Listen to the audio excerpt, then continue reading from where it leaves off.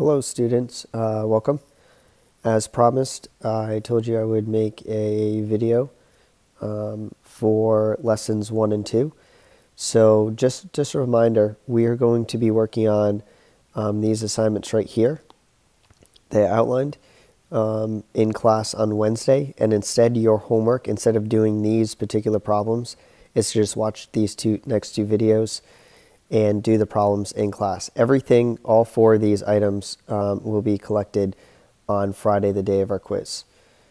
If you are going to be out of school on Friday and you know you're going to be out of school, I really recommend that you take it sometime Tuesday through Thursday after school or during a PLT time or something like that. Just email me and we can schedule something. All right, so let's get started. When we first started, we did the warm-up today, and so you should have the notes for that. We talked about what a ratio was. A ratio is comparing two quantities. We can write it A to B, A colon B, which is the same as A to B, or the quotient, which is division, A over B, as long as B does not equal 0. And we also made a note here that ratios must be written as whole numbers. So we either we have to do something to get them to be whole numbers before we can, or after we reduce. All right. The first thing. We also talked about proportions. That when we take two ratios and we set them equal to each other, they are proportions. We have this idea here that we're going to start with of an extended proportion. This is just writing equivalent ratios and setting them all equal to each other. So there'll be some problems where we have to fill in the rest of the blanks for extended proportions. Our properties of proportions. If A over B equals C over D, then the first thing we know is that the cross products, if we were to find our cross products, A times D would be equivalent to B times C, which we have here for our first one. The next one we have is that A over C equals B over D. We know that the product of B and C is the same as the product of C and B. Order doesn't matter because we're talking about product. So we're actually able to write it equivalently as A over C equals B over D. Switching the B and C won't matter because when we find our cross products, it will work. All right, so that's that one.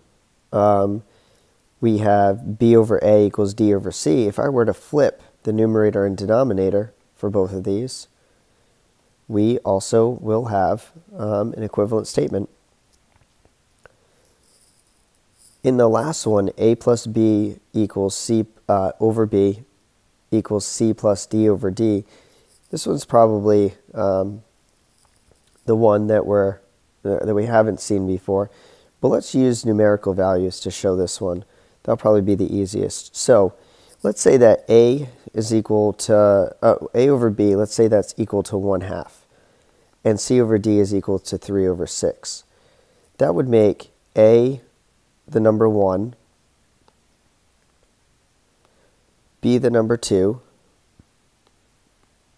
Let me try that again. C the number 3, and D the number 6. Now these are equivalent, so let's see how A plus B over B would work out. A plus B would be 1 plus 2 over B, which is 2, is equal to C plus D, which is going to be 3 plus 6 over 6. This will be equivalent to 3/2 and 9/6, which is 1.5 and 1.5. So this is true. Our last statement is true here, that A plus B over B equals C plus D over D.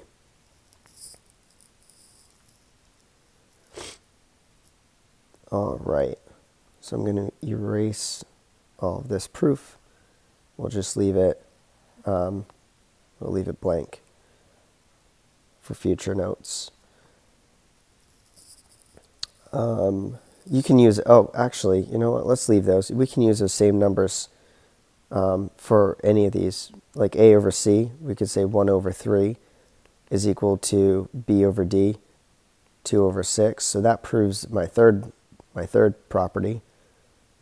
And then B over A equals D over C. B over A, 2 over 1 equals 6 over 3. That proves the second one. So they're all proved mathematically and using variables.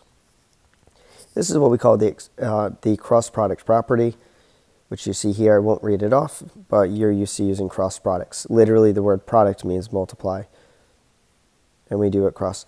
Important thing, students sometimes mess this up. If they just see two fractions side by side, let's say it's 1/2 plus 3 over 6. For some reason, they just like start circling things. That's not what we're doing. We have no equal sign. So you can't find cross products of these. To add them together, you would have to find a common denominator. So it doesn't work all the time. It only works when we have that equal sign right there between two fractions. All right, getting to our examples. I apologize, I have a cold. Hopefully you can hear me. We have a photograph here. Looks like it's from the 90s when I grew up. Just judging by the clothes they're wearing. That was normal. Listen, styles always come back around, so. All right, we have a photo that is 8 inches wide. So I'm going to mark that. We have a photo that's 8 inches wide. And it's 5 1/3 inches high, it says. I labeled it with its units. And we want to enlarge it to be a poster that is 2 feet wide and 1 1/3 feet high. What is the ratio of the width of the photo to the width of the poster? The first thing that you should notice is that one is in inches and the other one is in feet. So here we have 8 inches and we have, let's change this. We have 8 inches, nope, that's not what I want either. Let's do this one. We have 8 inches wide and we have 5 1/3 inches. And we're comparing that to 2 feet wide and 1 1/3 feet high. So the first thing I would recommend is converting these values over to be inches. So 2 feet, we have 2 feet. We have to multiply this by 12 inches in 1 foot.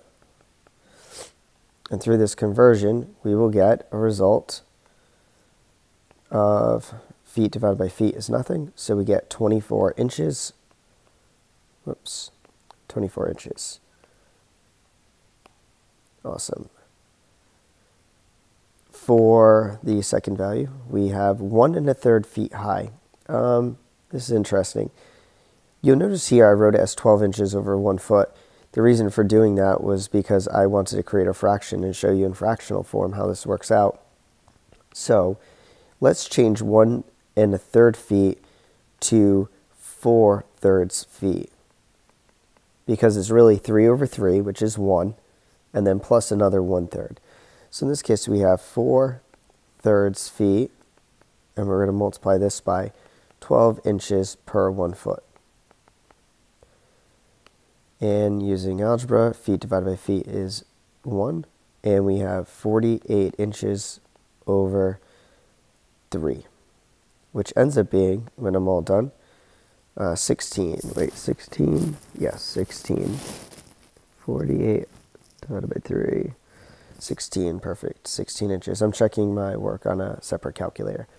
So we're trying to enlarge this from 5 1/3 inches by 8 inches to 16 by 24. Now, really, I didn't need to take two values and convert them. For this example, I'm going to show you using both of them just so that you do see that they are similar. But we really could have just used my 8 and my 8 inches and my 2 feet wide, which is 24 inches. So we are looking at the ratio of the width of the photo to the width of the poster. Width of photo to width of poster. The width of the photo is 8 inches. And we are comparing that to the width of the poster, which is 24 inches, and we get a result of 8 to 24, which is 1/3. Or we could say 1 to 3, or we can say 1 to 3. Now, if that is true, there should be 3, if we were to take 5 1/3, just to check our work, if we take 5 1/3 and multiply it by 3, we do get 16 inches. So in this case, we just prove that these are similar rectangles. But the answer here is 1 to 3, 1:3, or 1 to 3 written out that way. Okay. Oh, I answered the next question. What is the ratio of the height of the photo to the height of the poster? So again, we take 5 1/3 inches. We take 5 1/3 inches. Whoops. 5 1/3 inches, and we divide it by 16 inches. Like I said, we can't leave it in a decimal or fractional form like this, so where we have a fraction over a fraction.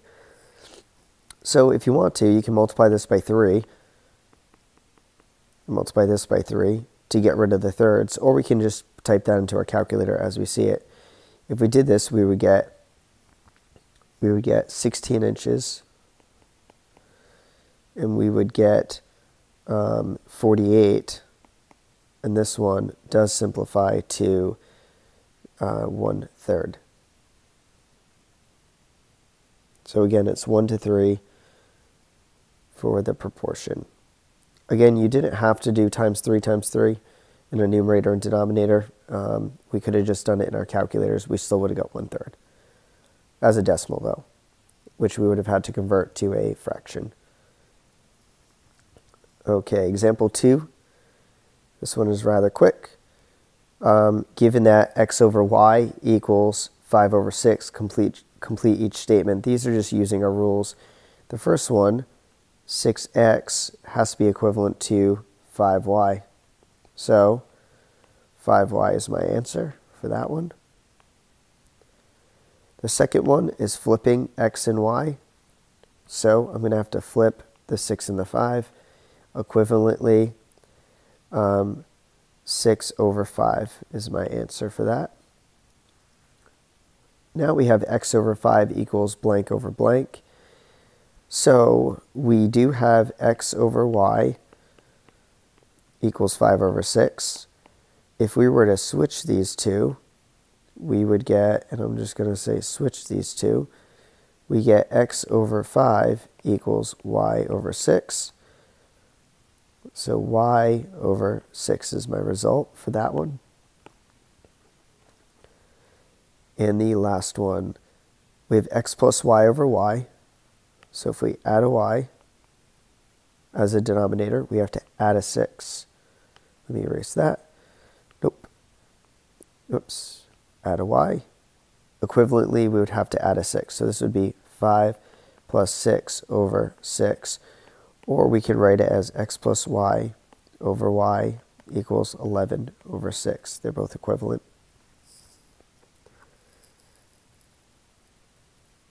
Alrighty. This is really no different. If you're having trouble with this one, think about x over y. If I add to it y over y, that's equivalent to x plus y over y, because they're both over the y. Same thing you would do here. We would just write 5 over 6 plus 6 over 6 equals 11 over 6. That's where we're allowed to add the denominator uniquely to each one, or the unique denominator to each side. All right. Write two proportions that are equivalent to m over 4 and n equals n over 11. It doesn't really matter here. Remember that thing I showed you in class where you can rotate them? I'll just rotate them a couple times. So I'll just rotate everything counterclockwise a couple times. So we get n over m equals 11 over 4. We could do that. We can flip m in 11. So n over 11. Oh, wait, that puts me to the same thing. Let's flip n and 4. So 4 over m equals, I'm switching 4 and n, I'm sorry, I forgot. Okay, there we go. That's the second one, which is the flipped version of my first one. All right, example 3, solve each proportion. This one's simple, you should be good with this. Whoops. We have x times 7 is 7x, 5 plus 12. Here, let me zoom in so maybe you can see this a little bit better. X times 7, and then 5 times 12. So we have 7x equals 60 divided by 7, divided by 7. X equals, now we are writing a proportion, we're solving a proportion. So we don't need to leave this as a fraction. We could leave it as a fraction if we want to. Oops, sorry about that. Or we can write an approximate value. Let me get my calculator out. Hold on. 60 divided by 7. 60 divided by 7 is about, I'm going to round to 2 decimal places, 8.57. So either one of these answers. I would leave it in fractional form though. I would just leave it so it's exact. The second one, we are going to find the cross products. So this one's, be careful, you have to distribute the 4 to both the y and the 3. Oh, hold on. So on one side we're going to have 4 times y plus 3, and on the other we're going to have 8 times y, which is 8y. So distribute your 4y, distribute 12 equals 8y, solve. I have to zoom out or the pen gets illegible, non-legible. We get 12 equals 4y.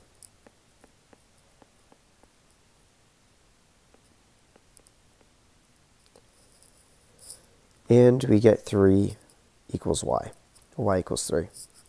You can check your work if you want to. We only had to solve, but if we check it, we get 3 plus 3 over 8 equals 3 over 4. 6/8 is equivalent to 3/4, so it works out. This one would be too tough to really test out. All right, so we're going to keep going. Probably almost done.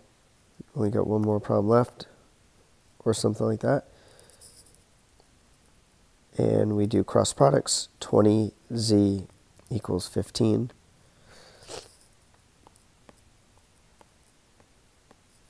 We get z is equivalent to 0.75.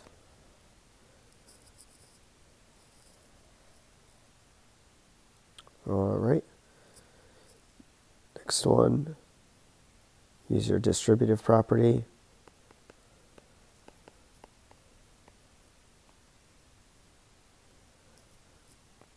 (6n plus 36 equals 18n). We solve.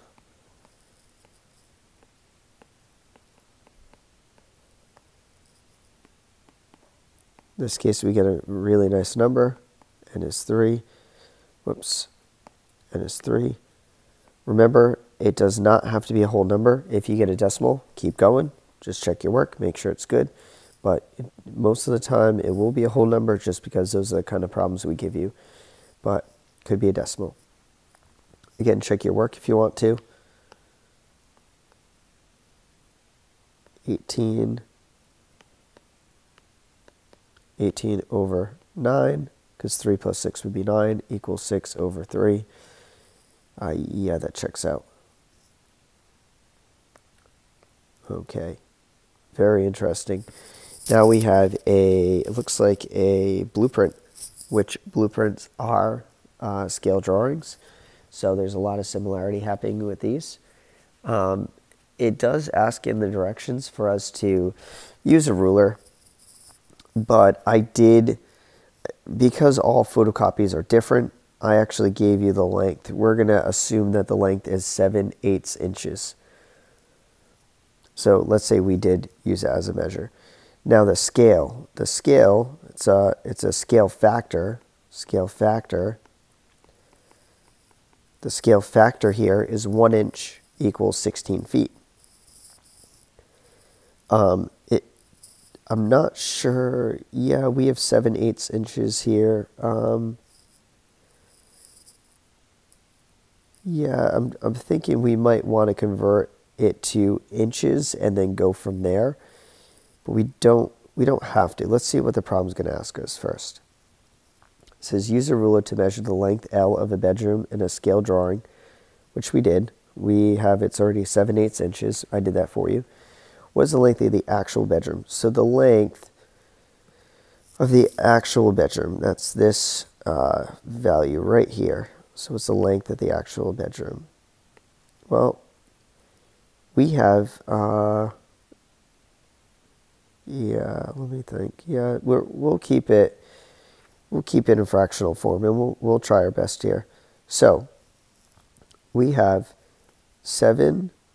Oops, let me zoom out. We have 7/8 inches. 7/8 inches is equivalent to what? Well, we have 16 feet. So let's take 16 feet. Yeah. I'm trying to do this the easiest way possible. Maybe I'll model it 2 ways. I'll model it in inches and I will model it in feet. Let's do it in feet first. So if I were to take 7/8 and I multiply it by 16, that is going to convert my, it is a proportionally 7 to every 8 inches. So in this case, it's going to be 7 to every 8 feet. That's equivalent. So 7/8 of 16, the first thing I'm going to do is rewrite it like 7 times 16 over 8. And in my calculator, I get 7 times 16, which is 112, divided by 8. So divided by 8, and I get an equivalent 14. So in this case, we have 14 feet, which looks like it's going to be answer B. 14 feet. Now, how would I do it in terms of inches? Which might be a little bit easier. The first thing I'm going to do is write 1 inch is going to be equivalent to 16 times 12 is, 16 times 12, we get 192 inches. So if I want to set it up like a proportion and I have everything out here, I'm going to say 7:8 as the true value is to 192. And I find my cross products, which is 8x equals 7 times 192. 7 times 192, which is 1,344. I divide by 8, and I get 168. So I get x is equal to 168. The issue is that this is in inches. So I just need to convert it to feet. So divide by 12, and I get 14 feet. So again, there's multiple ways to set this up. If you want to do it proportionally, you can. You can say, for every 7 inches, for every 7/8 inches, I get a certain amount of inches per foot, inches per inch, which is what I set up. So either way, whatever's easier for you. All right, find the width of the actual bedroom. So the width, let's see, the width is not given to us because I don't have it, and we don't have a measurement because we're not going to actually measure the width. So we are just going to skip this one. Do not worry about doing this problem. Whatever the width was, I can make it up. You would just multiply it by 7/8, or you would compare the unknown out of 192 to 7, as 7 is to 8. Okay, 2 more problems. The base of a pyramid at the right is a square whose sides measure 0.675 meters. The intent was for the sides to measure 675 meters. Whoops. Looks like they messed up. We had a little problem with the decimal point. Okay. What is the ratio of the length of a base side in the small pyramid to the length of the base side in the intended pyramid? Well, that is simply 0.675 over 675, which we can't leave as a decimal. So we have to convert it. Now, there's a couple of things we can do. We can multiply each by 1,000 and then divide by 675. This is really 1 over 1,000. It would take me 1,000 times 0.675 to equal 675. So it's 1 in 1,000. Again, we could rewrite it if we wanted to. We can multiply it by 1,000 and get 675 over 675,000. And then divide each by 675. And that equivalently will give me 1 over 1,000. Or in a calculator, if you did 0.675 divided by 675, you would get 0.001, which again is equivalent to 1/1000th, or 1 over 1,000. So either way you want to do this, you still get 1 in 1,000. What's important is that you compare the small pyramid to the length of the base side of the intended pyramid. So a ratio can't be 1,000 to 1. Well, it can be if you're comparing the larger pyramid that should have been to the smaller pyramid.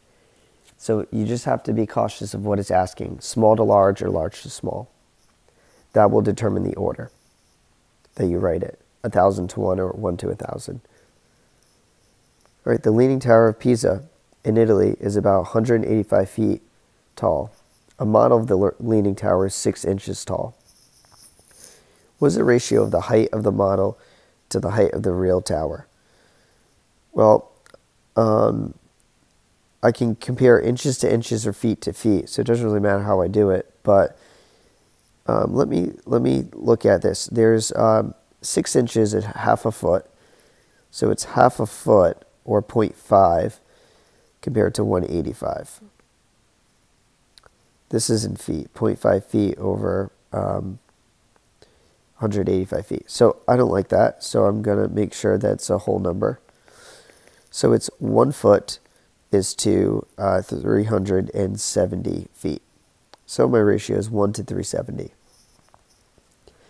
If you convert to inches, that's fine. You have to multiply 185 by 12 first, which is 185 times 12. So we would have 6 inches compared to, instead, 2,220 inches. Then we divide both by 6.